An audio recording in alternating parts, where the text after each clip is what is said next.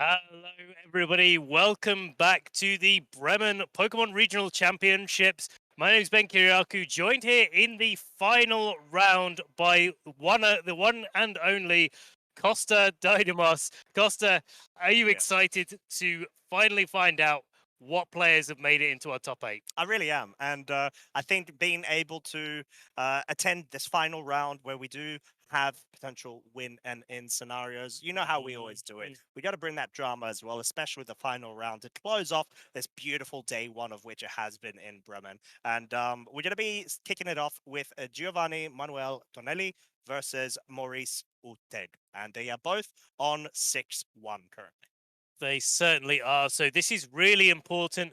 It's possible that a 6-2 record overall in the Swiss will make it to the top cup, but the only way to guarantee it is to be 7-1. In fact, Mhm. towards the end of the tournament, you can see there, Giovanni, on your screen right now, 2022 European Internationals.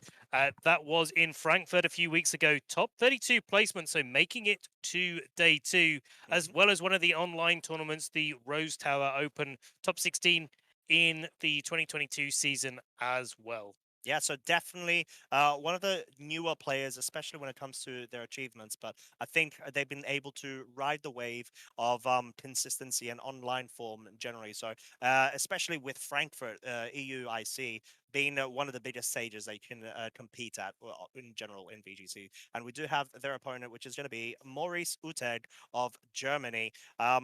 Also, quite a recent player, at least with regards to their achievements. 2022 European Internationals, top 64. So within that would be Frankfurt then as well. 2022 Victory Road February Season 12 Challenge Top 32, which is an online essentially play, as well as the NPA finalists too of NPA 11. Yeah, MPA being one of the team tournaments that gets played once a year, pretty much, and a really good event to play in if you're looking to get involved in VGC. But aside from that, we are going to see our two players face off for that all important top 8 slot. And please, as you have been already, do vote down below. Put your comments in chat, show your support for these players. Let's see who is going to get at least the popular vote. Yeah. We'll see how the match goes afterwards. Starting to go towards Giovanni. Uh, Moving back down towards, we've got a little bit of shifting going along here. We'll have to see, of course, Yeah. what happens in the match. These players are starting to get connected, not quite there yet. So, unfortunately, not going to be able to see their teams just yet. But in the meantime, I want to talk about how this event has gone because Yeah. we've had a fairly long day. 8 rounds of Swiss is pretty grueling to go through. There's a lot of concentration and focus, especially when you get to this stage, and especially depending on when these players lost their rounds, they would have been going for quite a while on that bubble, so to speak. Well, yeah, exactly. It's all about fatigue management, I think, and being able to make sure that you feel refreshed throughout the rounds. But we do have team preview, finally, ladies and gents, and we're going to be seeing Giovanni on the left and Maurice on the right. Giovanni actually rocking that Incineroar Lunala, Groudon, Venusaur, Porygon 2, and Charizard team was over on Maurice's side. Going to be bringing that rain, potential Pengi rain from what it looks like, unless it's some sort of cheeky variation of what we've seen from a couple of Spaniards earlier today. Yeah, and I think there's a lot of variation to this sort of team that Maurice has been piloting. But the one thing's for sure, it's always very solid, very consistent. It has all of the tools it needs to perform well in this matchup. Interested to see the first Lunala that I've seen on stream today. Yes. And see how that's going to function, because you have the opportunity to go for that Trick Room if you want to, but also go a little bit faster on the offensive. And with that Porygon 2 as well, one of the Pokemon that will be able to take a lot of hits as well. So, I think this match could go one of many different ways. As we see the leads come out here, Zapdos and Grimmsnarl for Maurice, and Giovanni leading off with that Lunala as well as that Venusaur. And, I really think it's going to be quite a difficult one to decide on what to do, because you've got that Venusaur in the field. Venusaur's probably faster than the Grimmsnarl, but not necessarily faster than the Zapdos, and so Sleep Powder could be avoided from the Zapdos if Maurice decides to go on the offensive. So no early Dynamax. We're just going to be seeing a light screen being set up from Maurice's side and an eerie impulse following immediately after into that Lunala slot, being able to drop its special attack by 2 stages. And like you said, Ben, there it is. The Sleep Powder has come out and straight into the Grimmsnarl slot. This does, of course, mean due to the fact that the Grimmsnarl did move before, it will be forced to be sleeping the subsequent turn. And talking about Lunala as well, we're going to be seeing it, in my personal opinion, one of the most beautiful animations in the game. Of course, no winner! No animations today. Lunala not managing to connect the Meteor Beam. One of the unfortunate parts of the move is that it doesn't, can not connect, can miss, should I say. But one of the things that's good about it is that regardless if it hits or not, you still activate that Power Herb, you still get the boost in special attack. And so Lunala may have taken an Eerie Impulse during the turn, but at least it's at -1 instead of -2 now. Definitely not ideal to not get that damage off onto the Zapdos, especially since it did go for a max this turn. And of course, there is the potential for that Incineroar to be in the back, and certainly you'd expect to see it against the Lunala team. Meteor Beam is so impactful against that sort of Pokemon. Oh, and we're going to be seeing a Raw Hurricane out of the rain, which means there is definitely a chance for it to be missing there. Bring the Venusaur down to its Focus Sash, whilst the Venusaur's just going to go for that super effective Sludge Bomb. You see, due to the fact that Light Screen has been set up on Maurice's side, it's not going to be quite substantial damage dealt onto it, as we are going to be seeing the Lunala round off this turn with Trick Room. And going back to the previous topic of the Meteor Beam actually missing there, we do at least have seen Maurice go for a real damage mitigation sort of strategy, being able to suppress the amount of damage output Giovanni could have potentially got from the Lunala. But even in that scenario, you got to be very cautious if you're Giovanni and maybe get a switch in or two and play around that sort of strategy. Yeah, and the trouble is now is that, you know, at any point, the Grimmsnarl can wake up and go for attack on that Venusaur since it's been taken down to its sash. That's exactly what we're seeing here, as Grimmsnarl does go and hit that Spirit Break into the Venusaur. It doesn't matter that it's not very effective. 1 HP is all the damage that you need to do if you're the Grimmsnarl. And yeah, now Lunala going for that Meteor, Moongeist Beam, in fact, into the Grimmsnarl. It seems like Grimmsnarl's a real problem for Giovanni, or at least he's targeting it like it is. And unfortunately, with that light screen, there's just seems to be spinning his wheels and not quite doing enough damage to make any progress in this match. No, definitely not. But talking about progress, that Groudon has potential to be able to start something up, because the sun is up. The rain, or should I say Kyogre, is definitely in the field right now. There's no Reflect which has been set up, so I think Maurice does feel relatively safe to perhaps go for further damage mitigation by getting a Reflect set up from their side of the field in order to kind of reduce the amount of damage that can come out from this Groudon. Unless this Groudon is one of those Groudons which we have seen previously in today's stream, actually rocking that Sword Stance, and could potentially try to set up right now and allow itself for the subsequent turn to actually go for a max Quake, because this Kyogre might want to be switching out there. Yeah, I think the challenge here is the fact that the Kyogre on the field can go for its Dynamax option, and certainly when Incineroar enters the fray, it seems like a good thing to be able to do. Agree with Costa, Reflect would be a nice thing for that Grimmsnarl to be able to do in this turn, as we see Incineroar coming in, getting that Intimidate off, not really doing too much. The Grimmsnarl's not really doing too much damage on the field. And that Groudon going for its Dynamax form, going to be launching off some Max Quakes, which will be really relevant, getting off those Max Quakes before the Kyogre's able to get those Max Geysers.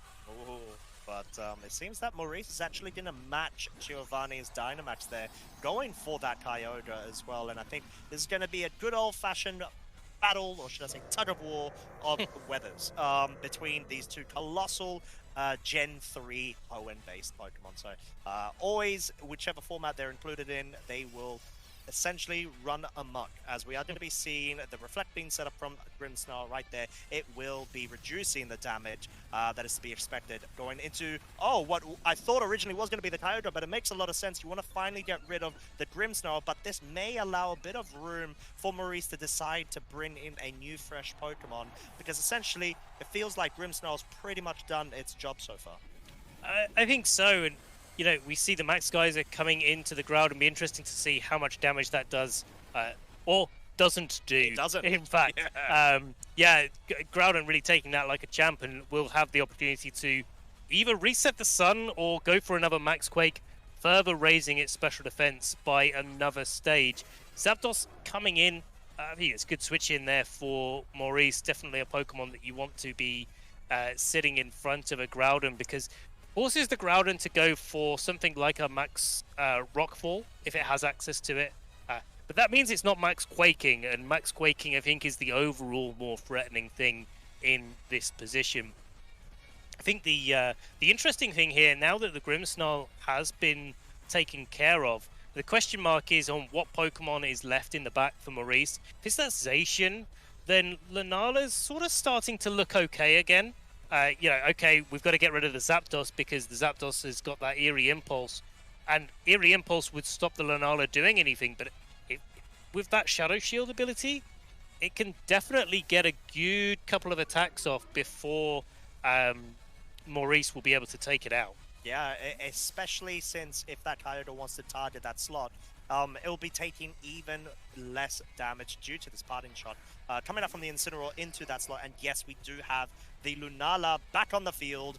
Max Geyser is actually moving first, which is quite interesting. To go straight into the Groudon there.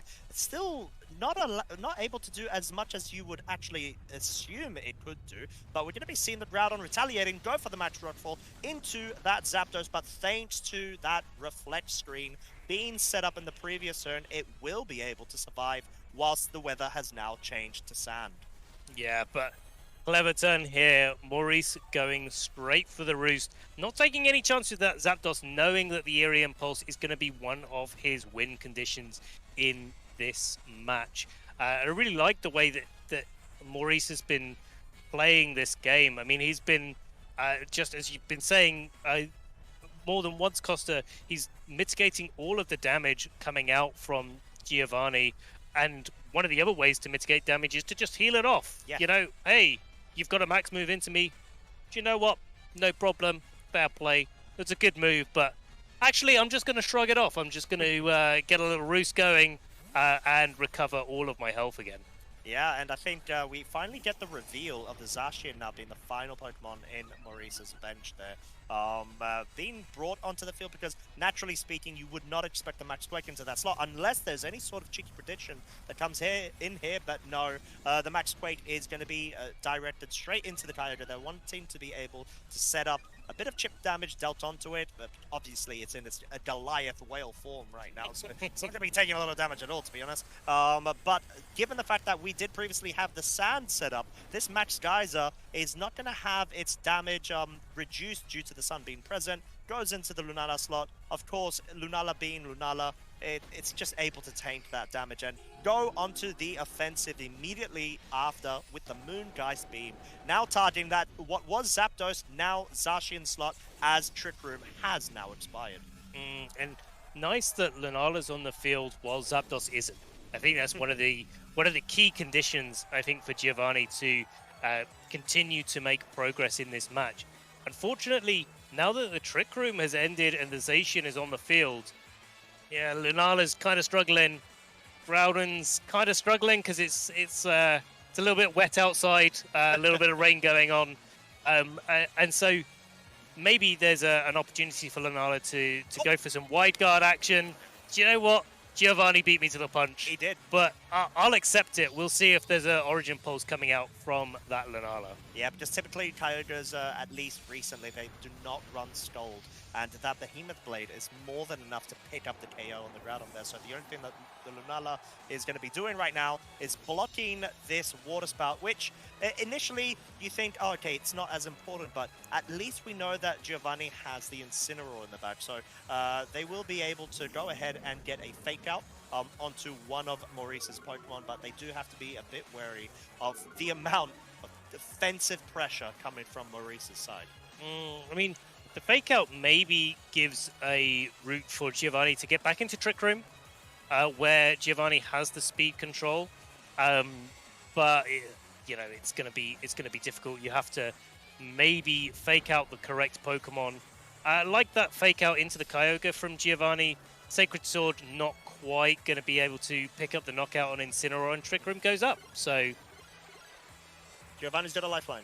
I think Giovanni's got a lifeline. They've had to try to find it as best as possible. It's a tough scenario because even though he does still have his final 2 Pokemon remaining and taking advantage of the speed environment, having the Trick Room set up, I think the Lunala is not at +1. It's at neutral right now. I don't think it's going to be picking up any sort of KO on either of the Pokemon, and Incineroar is in the rain, so not exactly what you're wanting in this scenario, and you're not going to be able to threaten those KOs. no, well, maybe with 2 attacks, and the first one of which is a Flare Blitz going into the Incineroar. The Kyogre looks like it's trained to be pretty slow, though, going for a Water Spout before the Lunala actually acts. So that Trick Room starting to work against Giovanni as Moongeist Beam comes out from this Lunala, probably going to be enough to pick up the KO on this Zacian, especially now that the light screen has gone from the field, and certainly is. But now we've got a position with Lunala in not too bad against Kyogre if both Pokemon are at full health, but Kyogre's taken less damage than Lunala, and it looks like Kyogre is the faster Pokemon in Trick Room. And when we get out of Trick Room, Zapdos is going to be the faster Pokemon. Yeah, it definitely will be, and I do want to, actually, we're going to be seeing a forfeit there, so Giovanni deciding, okay, I've been able to try to find out as much information as I can, maybe wanting to refresh a bit on their damage calcs and what kind of results they'd be able to get on their opponent's Pokemon, willing to go ahead and say, okay, I'm ready for game 2, let's just try to get into the action straight away, go for game plan. So what I do want to touch base on very quickly, Ben, is the speed tiering of Maurice's Kyogre. I felt like I was losing my mind a bit, but early on in the Trick Room setup, it seemed like Groudon went first, and then Kyogre went first the subsequent turn after. So that must be a speed tie going on there, unless there's any sort of shenanigans of, I don't know, Iron Ball item being held, but then again... No, you know what? I didn't see anything to say that it wasn't going to be a speed tie. Yeah. And based on the fact that the Kyogre undersped the Lunala, very possible that both the Groudon and the Kyogre are minimum speed. Oh my lord. And it's quite an interesting adaptation. I mean, you look at, we talked very briefly in team preview about the Zacian Kyogre team on Maurice's side of the field and how, you know, there's different variations of it, and all of which are fairly solid, as we've seen in this first game of round 8. But I think one of the adaptations that you can make is making the Kyogre really slow. And the reason for that is because when you switch it in at the same time as a Groudon, it means that you get the rain up. And we've seen that we've seen that pretty much every time you see that scenario in this format, the Kyogre is faster. You always expect it. And the Groudon gets the sun up. But what if it doesn't? What if you decide to wager yourself and put yourself in a position where you say, you know what, I'll make it a 50-50 if that's a minimum speed Groudon, which typically you don't even see minimum speed Groudons as much. Right? Exactly. So, you know, minimum speed Groudon's pretty hard to come by in these formats. So maybe it's a speed tie somewhere like a little bit random. Oh, wait, who knows? We'll have to see. We'll have to see and check on those interactions as we get into this game too. We'll see if Giovanni has what it takes to bring the set back to 1-1, and we'll take our final round to game 3, or if Maurice, with his Grimmsnarl and Zapdos, in fact, they both start with a Z. They both start with a Z. That's what I'm going to stick to. Are able to get a winning position against the Lunala Groudon for Giovanni. Yeah, so we got double restricted lead from Giovanni's side, trying to get that immediate pressure on the field. I think both threatening speed control, getting Trick Room set up in the Lunala, whilst also potentially going for any sort of rock type move into the Zapdos. You want to be able to start reducing its hit points over time to be able to put yourself in a sort of more favorable position. And I think Grimmsnarl is a focus and a key here because of that reason. The screens setup that it goes for is able to mitigate any sort of damage coming out from Giovanni's side. It is, and Thunderbolt coming out from the Zapdos, going into that Lunala, not doing too much damage because of the Shadow Shield. We see the targeting into Grimmsnarl again. Giovanni really doesn't like that Pokemon, or at least playing against it. A Trick Room does indeed go up on Lunala's side of the field, so yeah, Giovanni having the Trick Room yet again. I don't think Maurice is really trying to contest that, just knowing that his Kyogre is probably slow enough, and knowing that with that dual screen support from Grimmsnarl, as well as the extra, healing with Roost and Eerie Impulse coming out from the Zapdos, they could probably just last through it. I think so, and I think Maurice's strategy there was expecting the Trick Room being set up and just wanting to at least break that Shadow Shield off the Lunala, as they are going to be bringing in the Kyogre, switching the Zapdos out, and I think this can relatively make sense. So far, we have seen a sort of a support Zapdos. It may be an indication of similarity to the Pengi Rain team, for example, but we're going to be seeing a Spirit Break from that Grimmsnarl. Goes into the Lunala slot. Lunala is now at -1 special attack, and it seems like Groudon couldn't quite see Kyogre within the rain, blurring its vision, and it missed it, unfortunately, but the Precipice Blades was able to connect with that Grimmsnarl. It picked up the KO, and the Meteor Beam is now going to be able to bring that Lunala up back to neutral and allow it to actually get some relatively good chip damage onto this Kyogre. We didn't see the light screen coming out from the Grimmsnarl. We only saw the Spirit Break, which, for a turn does the same thing as light screen, but isn't a persistent effect. And I think that's quite a good advantage for Giovanni this time, that there's no light screen on the field. The Grimmsnarl has been taken care of a little bit quicker. The only problem now is, if you're Lunala, what do, right? Do you wide guard against an Origin Pulse or a Water Spout? Or do you not against a Max Geyser?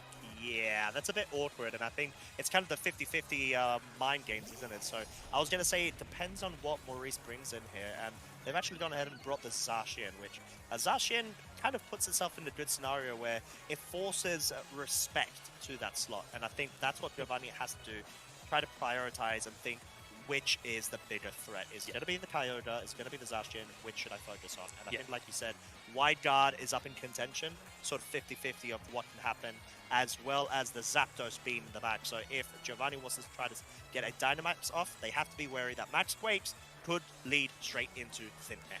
They could indeed, and yeah, that's really difficult, right? Because you've got a Max Quake to do any really significant damage to the Zacian. If you don't, then Behemoth Blade is going to do so much damage to the Groudon. Plus, you probably don't manage to survive the Kyogre attacks in the rain, right? And so, yeah, it's a really tough position to call for Giovanni. But let's see if he's called it right. We do see the first of our Dynamax targets this game. Groudon going big, likely to launch off some big attacks, maybe a Max Quake. I want to see a Max Quake. I want to see Giovanni go for it. And Maurice, of course, also going for the Max on Kyogre. You gotta go big or you gotta go home. And I think Giovanni's a firm believer of that scenario, and we just gotta go ahead and see it in action. So we're gonna be seeing Maurice go for the Dynamax on their side as well. They're not going for that non-Dynamax Water Spout, and they're gonna be under-speeding right now, which is amazing. The Max Geyser goes straight into the Groudon, deals so much damage, nearly even picks up the KO, leaving the Groudon on a measly 84 hit points, whilst the Max Quake not gonna be able to do as much back onto the Kyogre. No. One of the things that Grimmsnarl did before it got knocked out was getting that Reflect in play, and that's absolutely coming up. So well for Maurice in this matchup, as the Lunala goes for the Moongeist Beam, does target into Zacian, so maybe expecting the Zapdos to enter that slot that turn, and Behemoth Blade in reply is going to be going into that ground and definitely enough to pick up the knockout. Oh, so very fair doubling over from Maurice's side onto that Groudon. Being able to not allow Giovanni much room to be able to utilize their Dynamax. But let's not forget, Giovanni has not revealed either the third or the fourth Pokemon. Third is going to be this Venusaur, and this is a scenario where Venusaur is a fan of Rain because it's in Trick Room, so it's not going to be under or outsped by Kyogre within, apologies, not Kyogre, by Zacian within the Trick Room conditions, because clearly this Kyogre has been trained to be very slow. It has been, and that's going to mean this Venusaur is going to be taking maybe a Max Hailstorm from the Kyogre, which possibly only gives it a turn on the field. If it's holding a Focus Sash, if it isn't holding a Focus Sash, since the Max has already been used up from Giovanni, probably going to get knocked out.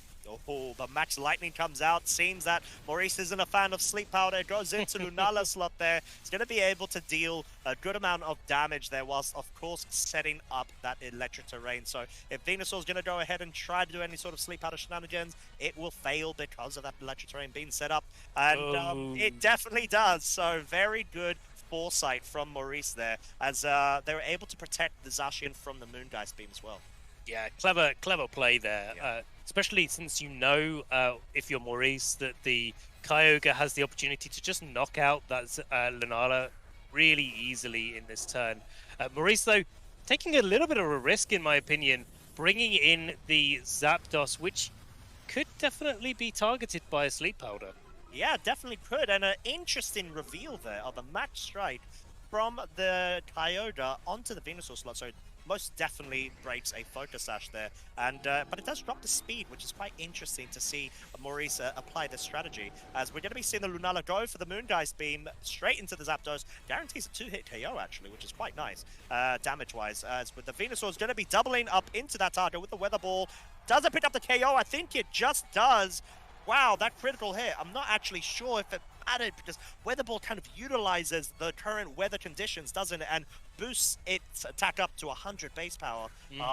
So it may have been within the range of, did it matter? Did it not matter? But I think it was a very smart doubling from Giovanni's side.